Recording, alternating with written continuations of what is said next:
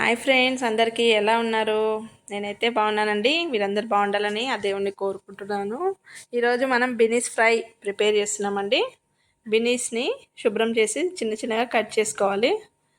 గిన్నెలో ఆయిల్ వేసి జీలకర్ర ఆవాలు వేసి కరివేపాకు బినీస్ అయితే వేసుకోవాలండి.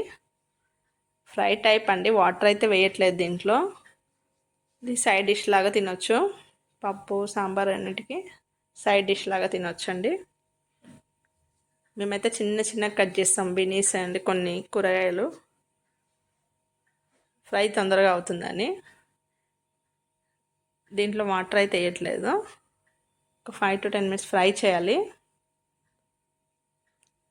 1/2 kg తీసుకున్నాము.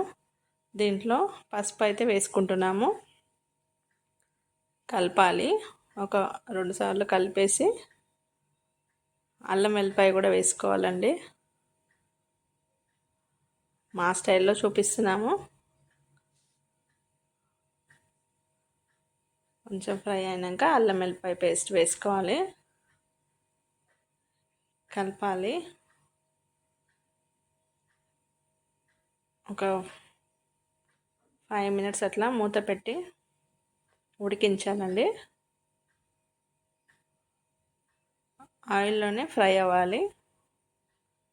సాల్ట్ తగినంత వేసుకోవాలి. కారం వేసుకోవచ్చు, కొద్దిసేపు అయినాక వేస్తాను.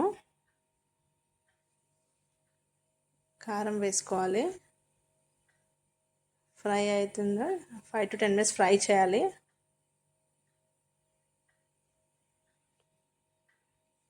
టేస్ట్ అయితే బాగానే ఉంటుందండి.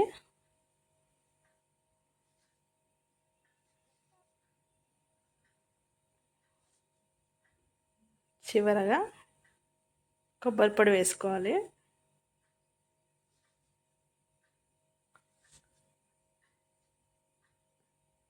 ఫైవ్ మినిట్స్ తర్వాత స్టవ్ ఆఫ్ చేయాలండి. అంతే, ఎంతో టేస్టీ బిన్నీస్ కర్రీ అయితే ప్రిపేర్ అయిందండి.